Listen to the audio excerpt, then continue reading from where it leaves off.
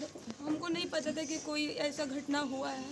हम बेड पे बाबू को लेटा रहे थे, वहीं से डायरेक्ट पुलिस वाला अंदर चले गया। बस जेंट्स पुलिस था। हमको बेड देखे ही घसीटते हुए हमको नीचे ले सर हम एसटी है, वो हमको जात लगा कर गाली दिया है, बहुत गंदा संदा बात बोला है। उसके बाद बोल रहे थे बताओ तुम्हारा पति कहाँ है, तुम्हारा पति आलोक है, ये वो हमको पूछ रहा था। और हमको पैर से भी लात मारा, हमको पेन बहुत हो रहा। तो जो प्रेग्नेंट थी उन बेड पे लेटी हुई थी, वो उनको आराम कर रही थी खाने के बाद, उनको वहाँ बेड पे से खींच के यहाँ बाहर लाया गया और उनको पेट पे भी मारा। डकैतियों में भी इस प्रकार का दृश्य घर के अंदर मैंने नहीं देखा है। बाथरूम को, फ्रिज को, कूलर, पंखा को और भी इस प्रकार की जितने भी चीजें हैं बहुत बुरी तरह क्षतिग्रस्त किया गया। बीते शनिवार को डंडखोरा थाना में हुए हमले के बाद हमले का तथाकथित आरोपी और नेतृत्वकर्ता रायपुर पंचायत के मुखिया सह भाजपा के प्रखंड अध्यक्ष आलोक कुमार चौहान को बनाया गया था, जिसके बाद आलोक कुमार चौहान के घर पर पुलिस के द्वारा घुसकर पूरी तरह से तोड़फोड़ किया गया तथा घर पर मौजूद महिलाओं के साथ में दुर्व्यवहार किया गया। अब दूसरा सवाल पुलिस की कार्यशैली पर उठता है कि जब हमले का आरोपी आलोक चौहान है तो उसके बाद आलोक चौहान के चाचा के घर पर क्यों तोड़फोड़ किया गया? ये सवाल डंडखोरा पुलिस के लिए एक बड़ा चुनौती बनकर खड़ा है। अभी हमारी मौजूदगी और आलोक चौहान के चाचा जो पूर्व मुखिया थे स्वर्गीय संजीव चौहान के घर पर मौजूद है। यहाँ तक कि इनके घर में कोई पुरुष भी नहीं है, लेकिन इसके बावजूद भी इनके घर पर घुसकर तोड़फोड़ किया गया तथा घर के बाहर रखे हुए 2 ट्रैक्टर और एक 4 पहिया वाहन को यहाँ पर पुलिस के द्वारा यहाँ से जब्त करके थाना लेके चला गया। यहाँ तक कि यहाँ पर कोर्ट के आदेश को भी यहाँ पर दरकिनार किया गया है। जैसा कि कोर्ट का आदेश है कि बिना कोर्ट का आदेश के बिना पुलिस किसी की भी वाहन को जब्त नहीं कर सकती है, लेकिन कानून को ताक पर रखते हुए भी डंडखोरा थानाध्यक्ष के नेतृत्व में यहाँ पर गैर कानूनी रूप से काम किया गया। इसके अलावा मेरे पीछे जो वाहन रखा हुआ है उसमें भी तोड़फोड़ किया गया है। पूरी तस्वीर यहाँ पर हम आपको दिखाने का कोशिश करेंगे। और अभी हमारी मौजूदगी आलोक चौहान के चाचा स्वर्गीय संजीव चौहान के घर पर है और इस पर भी पूरी तरह से तोड़फोड़ किया गया है। ये पहला कमरा हम आपको दिखाने का कोशिश करेंगे जिसको पुलिस ने पहले निशाना बनाया और निशाना बनाने के बाद जिस तरह से आलोक चौहान के घर पर लगे लॉकर के साथ तोड़फोड़ किया गया, ठीक उसी तरह प्रकार से इस घर में भी तोड़फोड़ किया गया। जैसा कि आप कैमरे की नजरों में देख सकते हैं कि नीचे पड़ा हुआ एलसीडी और तमाम जितने भी कपड़े हैं वो कपड़े बिखरे पड़े हुए हैं, कॉपी किताब बिखरे पड़े हुए हैं। इसके अलावा नीचे कांच को आप देख सकते हैं कि और ये पूरी तरह से जो है लॉकर है, अलमारी को है तोड़ दिया गया है और अलमारी में जितने भी सामान रखा हुआ था उसको पूरी तरह से अस्त व्यस्त कर दिया गया है। यहाँ तक कि पुलिस कार्रवाई के नाम पर उनके द्वारा गुंडागर्दी किया गया है। कहीं ना कहीं कार्रवाई के नाम पर इस तरह का कृत्य करना पुलिस की कार्यशैली पर एक बड़ा सवाल उठाता है। जिस प्रकार से आलोक चौहान के घर में घुसकर सभी चीजों को एक तरफ से क्षति पहुंचाया गया, ठीक उसी तरह से इस घर को भी पुलिस के द्वारा निशाना बनाया गया। ये दूसरा रूम की तस्वीर हम आपको दिखाने का कोशिश करेंगे, जिसमें कि आप देख सकते हैं कि किस तरह से जो है सामान के साथ छेड़छाड़ किया गया, जो कि पुलिस की यहाँ पर बर्बरता को दिखा रही है। ये पूरी तस्वीर आप दर्पण लाइव टीवी समाचार के कैमरे पर देख रहे हैं। किस तरह से ये लॉकर है, ये भी लॉकर है, इसके अलावा ये भी लॉकर है। इसमें कुछ यहाँ भी आपको जो है कुछ जेवरात और कुछ कागजात देखने को मिलेंगे। इन सभी चीजों को के साथ भी छेड़छाड़ किया गया है। ये तमाम चीजें कैमरे की निगाह पे देख सकते हैं। ये कॉस्मेटिक की वस्तुएं, ये बक्सा, इस तरह से पूरी तरह से तोड़फोड़ किया गया है और पूरी तरह से उत्पात मचाकर घर को छत विछत कर दिया है। मेरे पीछे लगे हुए ये सीसीटीवी, ये एलसीडी को भी देख सकते हैं और ये कमरे की हाल को देखकर आप इस बात का अनुमान लगा सकते हैं कि पुलिस ने कार्यवाही के नाम पर क्या किया है।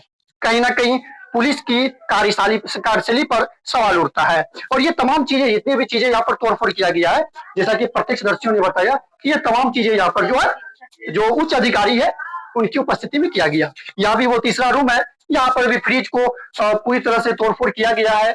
इसके अलावा यहाँ भी लॉकर को तोड़ा गया है और बिस्तर के अंदर नीचे जितने भी कागजात रखे हुए थे उनके साथ भी छेड़छाड़ किया गया है। ये पूरी तस्वीर आप दर्पण लाइव टीवी समाचार के कैमरे में देख सकते हैं। अब यहाँ पर सवाल उठता है कि इस घर में पुरुष की गैर मौजूदगी में भी पुरुष पुलिसकर्मी की एंट्री होती है और इस तरह से तोड़फोड़ किया जाता है। जो इस घर की जो सदस्य है उन्होंने बताया कि पुलिस ने आने के साथ सबसे पहले यहाँ पर सबका मोबाइल छीना, कुछ मोबाइल को अपने साथ ले गए और कुछ मोबाइल को इस तरह से तोड़कर फर्श पे फेंक दिया। इसके अलावा इस तरह से जो है विद्युत उपकरण को नुकसान पहुंचाया गया है। ये पूरी तस्वीर उस दिन की जो भयावह मंजर था उसको दर्शाता हुआ नजर आ सकता है।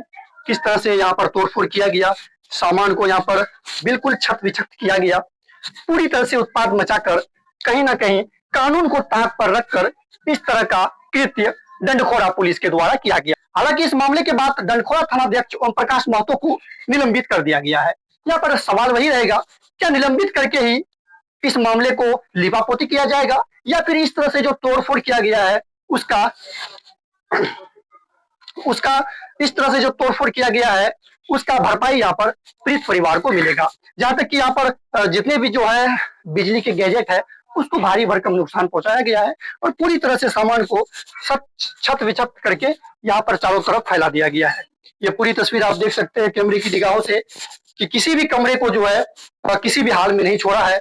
चारों तरफ बस सामान बिखरे पड़े हुए हैं और इस तरह का माहौल पूरी तरह से कहीं ना कहीं ये पुलिस की कार्यशैली पर बड़ा सवाल उठता है।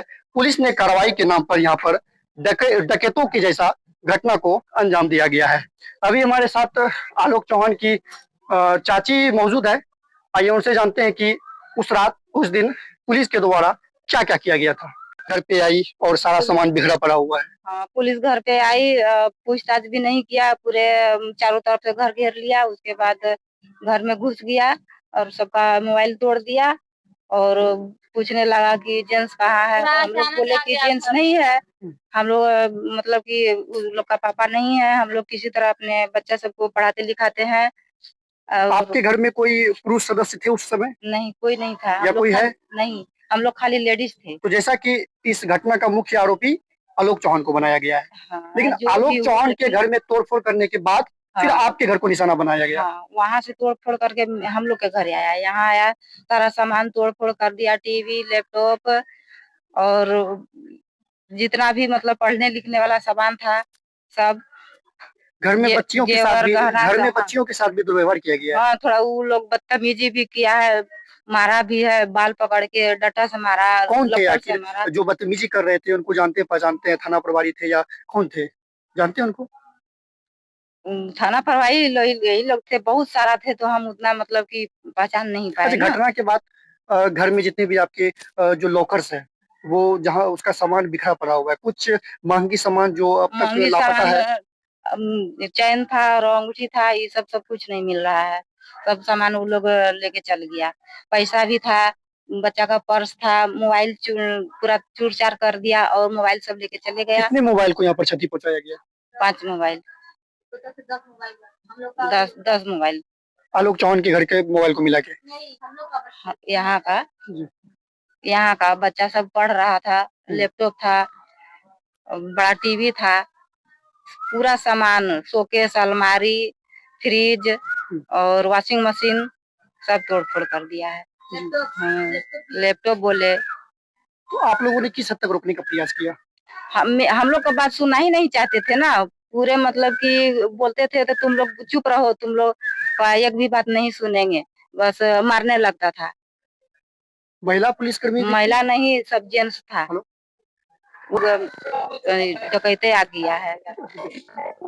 क्या हुआ था उस दिन डंडखोरा पुलिस के द्वारा जब आपके घर में जो अचानक से हमला किया गया?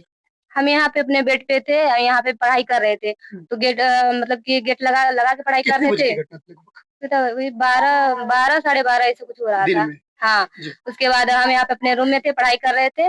उसके बाद वो लोग आया, गेट मतलब बोला कि खोलो। हमको नहीं पता था कि कौन था, हम गेट खोले तो आया वो लोग, बोलता हम बोले, कुछ भी नहीं बोला, आगे बस सिर्फ हम लोग को मारने लगा। महिला पुलिसकर्मी या पुरुष? जेंट्स था। आया बस, उसके बाद मारने लगा। हम लोग पूछ रहे हैं, सर बताइए कि क्या हुआ है, नहीं हुआ है, गलती हम लोग का कुछ बताइए। कुछ भी नहीं बताया, बस आगे मारपीट किया गया। हाँ, और मतलब गंदा बात भी बोला तुम्हारे साथ ये करेंगे वो करेंगे, ऐसे खूब बहुत सारा। किसके द्वारा बोला गया? नेम प्लेट नाम तो उनका होगा कुछ? नहीं सर, बहुत सारे थे, तो नाम पता नहीं। और क्या क्या घर में क्या क्या चीज वैसा है जो कि मिस हो चुकी है? वही जो सोना चांदी जेवरात था, वही सब लैपटॉप, कंप्यूटर और वो जेरॉक्स करने वाला जो मशीन सब रहता है, वो सब ले गया है। आप लोग का फोन छीन लिया गया? जी, फोन सब था तो फोन छीन भी लिया है और फोड़ भी दिया है। आपके घर से कुछ वाहन भी जब्त किया गया है? हाँ, एक ट्रैक्टर था और कार था, कार का भी शीशा सब फोड़ दिया है। आपके घर में कोई जेंट्स है वर्तमान में, मतलब कि कोई है, या फिर जिस तरह से आरोप में बताया गया कि जाके वहाँ पे पुरुष ने जाके थाने पे हमला किया था? नहीं, हम लोग के पापा थे तो डेथ कर वो गए डेथ हैं। कर गए, लेकिन उसके हाँ। बावजूद मुख्य आरोपी आलोक चौहान को बनाया गया है, लेकिन उसका घर में तोड़फोड़ करने के बाद आप लोगों के घर को निशाना बनाया गया। कितने घर में लगभग यहाँ पर इस तरह से नुकसान पहुंचाया गया है?